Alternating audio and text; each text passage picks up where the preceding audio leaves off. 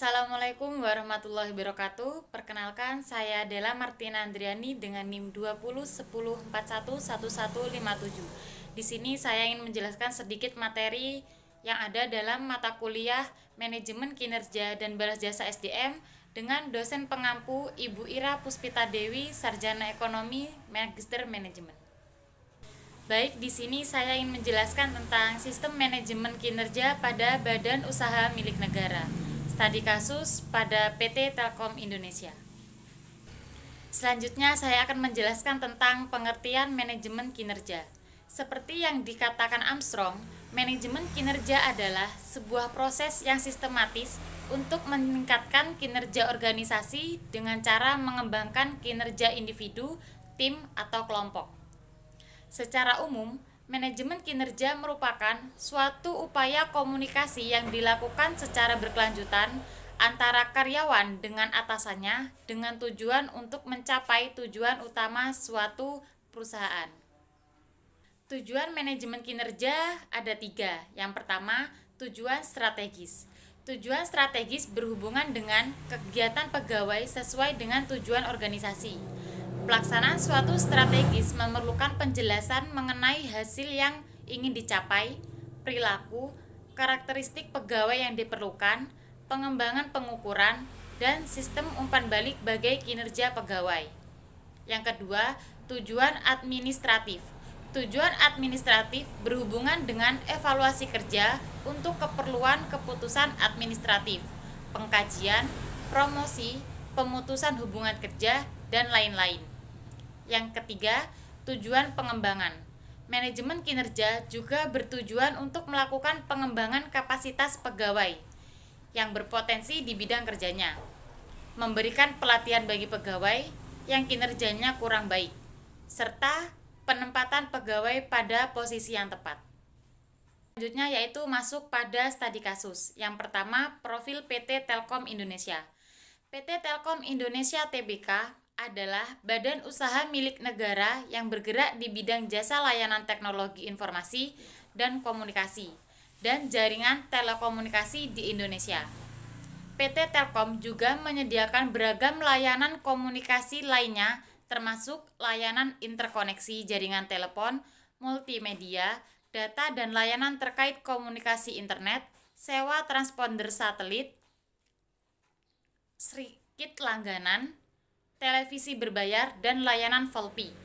PT Telkom menerapkan metode Balanced Scorecard dalam mengukur dan menilai kinerja karyawan dan kinerja unit organisasi.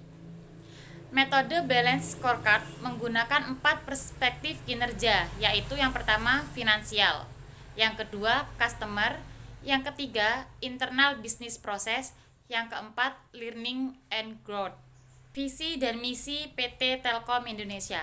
Visi PT Telkom Indonesia adalah to become a leading infocom player in the region, menunjukkan suatu tekad bahwa Telkom untuk menjadi penyelenggara jasa informasi dan komunikasi yang handal di level regional serta menjadi model pengelolaan korporasi terbaik di Indonesia. Misinya yaitu mengoptimalkan layanan jaringan tidak bergerak kabel atau fixed wireline atau FWL. Kedua, menyelaraskan layanan seluler dengan jaringan nirkabel atau fixed. Yang ketiga, investasi dalam jaringan pita lebar. Yang keempat, mengintegrasikan solusi enterprise. Yang kelima, mengintegrasikan next generation network. Yang keenam, mengembangkan jasa teknologi informasi. Yang ketujuh, mengembangkan bisnis portal. Yang kedelapan, menyederhanakan portofolio anak perusahaan. Yang kesembilan, menyelaraskan struktur bisnis dan pengelolaan portofolio. Dan yang terakhir yaitu dengan cara melakukan transformasi budaya perusahaan. Selanjutnya yaitu analisis penilaian kinerja PT Telkom Indonesia. Analisis yang dilakukan adalah analisis penilaian kinerja oleh unit BPE sebagai hasil evaluasi kerja setiap unit yang nantinya menjadi sistem penilaian berikutnya untuk membuat kontrak manajemen selanjutnya. Analisis prosedur yang sedang berjalan setelah mendapatkan KPI yang terbentuk dari beberapa metode yang sebelumnya telah dilaksanakan. Kemudian dilakukannya penilaian kinerja pada tiap-tiap unit di Direktorat IT dan Supply oleh bagian penilaian kinerja, yaitu Unit Business Performance Evaluation pada PT Telkom. Pelaksanaan penilaian kinerja ini terdiri dari beberapa prosedur.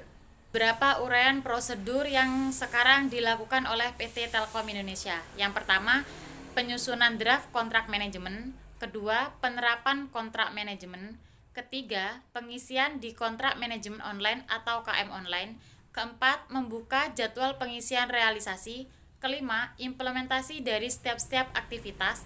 Keenam, evaluasi oleh unit Business Performance Evaluation atau BEP. Ketujuh, penetapan komite kerja. Kedelapan, nilai kerja unit. Dan yang terakhir yaitu pemberian reward. Baik, yang terakhir saya akan menjelaskan tentang sistem evaluasi pada PT Telkom. Evaluasi sistemnya sedang berjalan di PT Telkom sudah terkomputerisasi dengan segala pengerjaan tugasnya menggunakan komputer. Bahkan di dalam pengimplementasiannya, kontrak manajemen dapat diakses melalui aplikasi KM online oleh setiap unit-unitnya masing-masing yang ada pada Direktorat IT dan Supply. Sistem yang digunakan hampir tidak memiliki masalah, bahkan sistem aplikasi yang dibuat dapat menjawab segala permasalahan yang ada dan mampu memberikan solusi dalam penyelesaian suatu masalah pada PT Telkom Indonesia. Baik, hanya itu yang dapat saya sampaikan pada materi ini. Kurang lebihnya mohon maaf. Wassalamualaikum warahmatullahi wabarakatuh.